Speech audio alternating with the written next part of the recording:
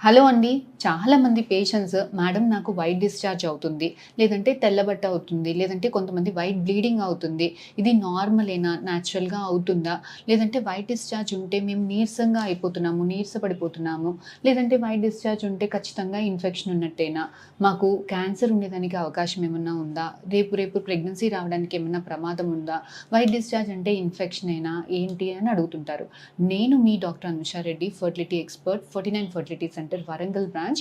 ఈరోజు మనం ఈ వీడియోలో వైట్ డిశ్చార్జ్ ఎప్పుడు నార్మల్, ఎప్పుడు అబ్నార్మల్, ఏది ఫిజియోలాజికల్, పాథలాజికల్ ఎప్పుడు అంటాము, ఎప్పుడు మీరు మీ డాక్టర్ని కన్సల్ట్ అవ్వాలి, ఒకవేళ వైట్ డిశ్చార్జ్ ఇన్ఫెక్షన్ తోటి కూడుకున్నట్టుంటే ఇలా అవ్వకుండా ఉండడానికి ఎటువంటి జాగ్రత్తలు తీసుకోవాలి, ఇన్ఫెక్షన్స్ ఉంటే ఎలా ట్రీట్మెంట్ చేసుకోవాలి, క్యాన్సర్ ఎవాల్యుయేషన్ ఎలా చేసుకోవాలి అన్న దాని గురించి మనం ఈ వీడియోలో మాట్లాడుకుందాం.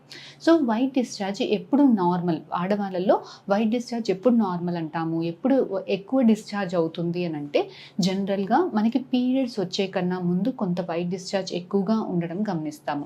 లేదు అంటే ఓవ్యులేషన్ టైం, అంటే పీరియడ్స్ వచ్చినాక 10 to 15 డేస్ మధ్యలో ఎగ్ అనేది రిలీజ్ అవుతుంది. ఆ ఎగ్ రిలీజ్ టైంలో ఈ తెల్లబట్ట అనేది కాస్తంత ఎక్కువగా ఉంటుంది. ఈ తెల్లబట్ట చాలా ఈ టైంలో ఉండే వైట్ డిశ్చార్జ్ చాలా థిన్గా, ఎక్కువగా, ట్రాన్స్పరెంట్గా, చాలా ఎగ్ వైట్ ఎలా అయితే ఉంటుందో మనకి ఎలాస్టిసిటీ కానీ ఆ లుక్ కానీ అలా ఉంటుంది. సో ఇలా ఎక్కువగా ఎందుకు అవుతుంది ఈ టైంలో అంటే హార్మోన్స్ ఎక్కువగా ఉంటాయి కాబట్టి డిశ్చార్జ్ కూడా ఎక్కువ ఉంటుంది. ఇలా ఉండడం వల్ల మనకి స్పర్మ్స్ ఏవైతే హస్బెండ్ వైఫ్ కలిసినప్పుడు స్పర్మ్స్ గర్భసంచి ముఖద్వారం దగ్గర రిలీజ్ అవుతుందో అది పైకి వెళ్ళడానికి, గర్భసంచి లోపల దాకా వెళ్ళడానికి ఇది చాలా హెల్ప్ఫుల్ ఉంటుంది. సో ఇలా హస్బెండ్ వైఫ్ కలిసినప్పుడైనా, లేదంటే ఓవ్యులేషన్ టైం, పీరియడ్స్ వచ్చాక 10 to 15 డేస్ మధ్యలో ఎగ్ రిలీజ్ అయ్యే టైంలో అయినా వైట్ డిశ్చార్జ్ ఇలా అవ్వడం చాలా చాలా చాలా నార్మల్. ఇలా అవుతుంది అంటే ఒంట్లో మీ హార్మోన్స్ అన్నీ కరెక్ట్గా ఉన్నాయి అని అర్థం. కొంతమందికి పీరియడ్స్ వచ్చే కన్నా ముందు కూడా ఈ హార్మోనల్ ఇంబ్యాలెన్స్ వల్ల కొంత వైట్ డిశ్చార్జ్ అనేది ఎక్కువగా ఉంటుంది, కానీ ఇది కొంత థిక్గా ఉంటుంది. సో ఇలా వైట్ డిశ్చార్జ్ అవ్వడము, ఈ టైమ్స్లో అవ్వడము, వైట్ డిశ్చార్జ్లో స్మెల్ లేకుండా, దురద లేకుండా ఈ టైమ్స్లో అవ్వడం చాలా నార్మల్, న్యాచురల్, ఫిజియోలాజికల్. సో ఇలా అవుతున్నప్పుడు మీరు పెద్దగా కంగారు పడాల్సిన అవసరం ఏమీ లేదు. మరి వైట్ డిశ్చార్జ్ అనేది ట్రాన్స్పరెంట్గా లేకుండా గ్రే కలర్లో, వైట్ కలర్లో థిక్గా ఉండడము, లేదంటే స్మెల్ రావడము, గ్రీనిష్ కలర్లో ఉండడము, స్మెల్ ఇచ్చింగ్, లేదంటే అప్పుడప్పుడు బ్లడ్ స్టెయిన్డ్గా ఉండడము, హస్బెండ్ వైఫ్ కలిసినప్పుడు బ్లడ్ స్టెయిన్డ్ వైట్ డిశ్చార్జ్ ఉండడం, అప్పుడప్పుడు తెల్లబట్టలో ఎర్రబట్ట కూడా మిక్స్ అయి రావడము, ఇవన్నీ కూడా అబ్నార్మల్ ఫీచర్స్. సో ఇలా ఉన్నప్పుడు మీరు ఇమీడియట్గా మీ గైనకాలజిస్ట్ దగ్గరన్నా, మీ ఇన్ఫర్టిలిటీ డాక్టర్ దగ్గరన్నా కన్సల్ట్ అవ్వడం చాలా చాలా చాలా ఇంపార్టెంట్. ఎందుకు అంటే ఇలా ఉన్నప్పుడు దాంట్లో ఇన్ఫెక్షన్ ఉండేదానికి స్కోప్ ఎక్కువగా ఉంటుంది. ఇలా గర్భసంచి ముఖద్వారం దగ్గర ఇన్ఫెక్షన్ ఉన్నప్పుడు గర్భసంచి లోపల ఇదే ఇన్ఫెక్షన్ రేపు రేపు ట్యూబుల్ లోపలి దాకా కూడా వెళ్ళి గర్భసంచిలో అతుకులు తయారీ అవ్వడం, ట్యూబ్స్లో అతుకులు తయారీ అవ్వడం వల్ల మనకి ట్యూబల్ ఇష్యూస్ వల్ల, గర్భసంచిలో క్రానిక్ ఎండోమెట్రైటిస్ వల్ల పిల్లలు పుట్టేదానికి అవకాశం అనేది తగ్గిపోతూ ఉంటుంది. చాలామంది పేషెంట్స్ మేడం మేము చిన్న వయసే, పెళ్ళై కూడా ఎక్కువ రోజులు అవ్వట్లేదు, పెళ్ళైన వెంట నుంచి ప్రెగ్నెన్సీ కోసం ప్లాన్ చేస్తున్నాము, అయినా కూడా ప్రెగ్నెన్సీ న్యాచురల్గా అందట్లేదు, నాకే కాదు మా ఫ్రెండ్స్కి కూడా చాలామందికి ఇలాంటి ఇష్యూస్ ఉన్నాయి, ప్రెగ్నెన్సీ న్యాచురల్గా అందడం పెద్ద గగనంగా మారింది మేడం, ఎందుకు ఈ ఫర్టిలిటీ ఇష్యూస్ అనేవి ఇంత కామన్గా అయిపోతున్నాయి, ఇంత ఎక్కువగా అయిపోతున్నాయి, డే టు డే యాక్టివిటీస్లో మనం ఫర్టిలిటీని పెంచుకోవడానికి ఏమన్నా జాగ్రత్తలు తీసుకోవచ్చా, ఏమన్నా అవాయిడ్ చేయాలా, మన డైలీ యాక్టివిటీస్ రొటీన్లో ఏమన్నా జాగ్రత్తలు తీసుకోవచ్చా అని అడుగుతున్నారు. ఈరోజు మనం ఈ వీడియోలో ఫర్టిలిటీ పొటెన్షియల్ జనరల్గా ఎందుకు తగ్గిపోయింది అందరిలో, ఈ ఫర్టిలిటీ ఇష్యూస్ ఎందుకు ఇంత కామన్గా అయిపోతున్నాయి, మనం డే టు డే యాక్టివిటీస్లో ఎటువంటి జాగ్రత్తలు తీసుకోవచ్చు, ఫర్టిలిటీని పెంచుకోవడానికి ఎటువంటి అలవాట్లు అమర్చుకోవచ్చు అన్నది దాని గురించి మనం ఈ వీడియోలో మాట్లాడుకుందాం. ఫస్ట్ ఫర్టిలిటీ అనగానే ఎందుకు ఇంక్రీజ్ అయిపోతుంది అని అంటే చాలా మటుకి మన పూర్వకాలంలో మ్యారేజ్ అనేది ఎర్లీగా చేసుకునే వాళ్ళు, 20 yearsకి మ్యారేజ్ 20 బిఫోరే మ్యారేజ్ చేసుకొని పిల్లలు అనేది 20-25 years లోపలే కంప్లీట్ చేసుకునే వాళ్ళు. కాకపోతే ఇవాళ రేపు ప్రెగ్నెన్సీస్ పెళ్లి చేసుకోవడమే 25-30 years, ప్రెగ్నెన్సీస్ ప్లాన్ చేసుకోవడం 30-35 years. అంటే మన ఫర్టిలిటీ ఏదైతే ఆడవాళ్ళకి ఎగ్స్ అనేవి పుట్టుకతోటే డిసైడ్ అయిపోయి ఉంటాయి.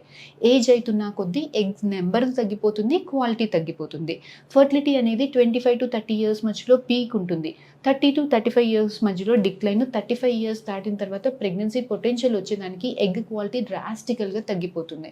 మనం ప్రెగ్నెన్సీస్ ఎప్పుడైతే 30-35 ఇయర్స్ మధ్యలో ప్రెగ్నెన్సీ ప్లాన్ చేసుకోవడం స్టార్ట్ చేస్తున్నామో, ఆ డిక్లైనింగ్ ఫేజ్‌లో స్టార్ట్ చేస్తున్నాం కాబట్టి చాలా ఇష్యూస్ అనేవి వస్తున్నాయి. కాకపోతే చాలామంది ఆడవాళ్ళకి, మగవాళ్ళకి 25 ఇయర్స్ ఉన్నప్పుడు 20, 25, 30 ఇయర్స్‌లోనే చాలా మటికి ఆడవాళ్ళకి ఎగ్స్ అయిపోవడము, ఎగ్స్‌లో క్వాలిటీ ఉండకపోవడము ఇవాళ రేపు గమనిస్తున్నాం. సో, ఎందుకు ఇంత ఎర్లీ ఏజ్‌లోనే ఎగ్స్ అయిపోతున్నాయి అనంటే, మనము చాలా మటికి ఫస్ట్ లైఫ్ స్టైల్ విషయాల నుంచి గమనిస్తుంటే, చాలా మటికి లైఫ్ స్టైల్ అనేది మారిపోయింది. స్ట్రెస్ అనేది చాలా ఎక్కువైపోతుంది. జంక్ ఫుడ్ కన్జంప్షన్ అనేది చాలా ఎక్కువైపోతుంది. సో, ఈ జంక్ ఫుడ్ కన్జ్యూమ్ చేయడము, పిజ్జాస్, బర్గర్స్ చాలా మటికి canned foods, packed foods, processed foods తినడము, కూల్ డ్రింక్స్ ఇవన్నీ తాగడం వల్ల ఇవన్నీ ప్రిజర్వేటివ్స్ ఏవైతే ప్యాక్డ్ ఫుడ్స్‌లో ప్రిజర్వేటివ్స్ ఉంటాయో, ఈ క్యాలరీస్ ఎక్కువ కన్జ్యూమ్ చేయడం వల్ల, ఈ పెస్టిసైడ్స్ మిక్సేజ్ వల్ల చాలా మటికి మన లోపల హార్మోనల్ ఇంబాలెన్స్ అనేది చాలా ఎక్కువగా ఉంటుంది. ఈ హార్మోనల్ ఇంబాలెన్స్ చిన్న వయసులోనే కాదు, మన మదర్ పొట్టలో ఉన్నప్పటి నుంచే స్టార్ట్ అవుతుంది. సో, ప్రెగ్నెంట్ ఫీమేల్స్ ప్రతీదీ తినేది చాలా గమనించుకుంటా ఉండాలండి. సో, మీరు ఏవైనా జంక్ ఫుడ్స్ కానీ, ప్రాసెస్డ్ ఫుడ్స్ కానీ, ఎక్కువ మటికి ఈ పెస్టిసైడ్స్ తోటి మిక్స్ అయ్యే ఫుడ్స్ కానీ, ఇప్పుడు ప్రతి డైరీలో కానీ, డైరీ ప్రొడక్ట్స్‌లో కానీ ప్రతీది చికెన్ ఇవన్నీ పెంచడం కూడా, పౌల్ట్రీ కూడా చాలా మటికి హార్మోన్స్ మిక్స్ చేసి పెంచుతున్నారు. సో, మీరేవైతే తింటున్నారో అవే మీ బేబీస్‌కి కూడా క్యారీ ఫార్వర్డ్ అవుతుంది కాబట్టి, ఈ ఆడవాళ్ళల్లో మన ఎగ్స్ అనేవి పుట్టుకతోటే డిసైడ్ అయిపోతుంది. సో, మనం ఏదైతే తింటున్నామో మన పుట్టబోయే పిల్లల మీద కూడా ఎఫెక్ట్ చూపిస్తుంది. సో, సో, మనం ప్రెగ్నెంట్ ఫీమేల్స్ ఏవైతే తింటారో అవి చాలా గమనించుకుంటూ తినాలండి. ఈ canned foods, processed foods avoid చేయాలి. ఎందుకంటే వీటిలో ప్రిజర్వేటివ్స్, మన మూంగ్ దాల్, చిప్స్, ఇవి అల్లం వెల్లుల్లిపాయ పేస్ట్, గరం మసాలా పౌడర్స్ ఇవన్నిట్లో కూడా ప్రిజర్వేటివ్స్ యాడ్ చేస్తారు. ఈ ప్రిజర్వేటివ్స్ కన్జ్యూమ్ చేయడం వల్ల మనకి లోపల హార్మోనల్ ఇంబాలెన్స్ అనేది చాలా ఎక్కువగా గమనిస్తుంటాం. సో, ఇలాంటి హార్మోనల్ ఇంబాలెన్స్ ఎక్కువగా ఉండడం వల్ల కూడా దాని డైరెక్ట్ ఎఫెక్ట్ ఎగ్స్ మీద, స్పెర్మ్స్ మీద చూపిస్తుందండి. సో, దీనివల్ల ఇదర్ పీసీఓడి ప్రాబ్లమ్స్ అన్నా ఎక్కువైపోతాయి, లేదంటే ఎగ్స్ అన్నా తక్కువైపోతున్నాయి, లేదంటే మేల్స్‌లో సీమెన్ పారామీటర్స్ మీదన్నా ఎఫెక్ట్ చూపిస్తుంది. సో, చాలా మటికి వీలైనంత మటికి ఆర్గానిక్ ఫుడ్ తినడానికి అలవాటు చేసుకోండి.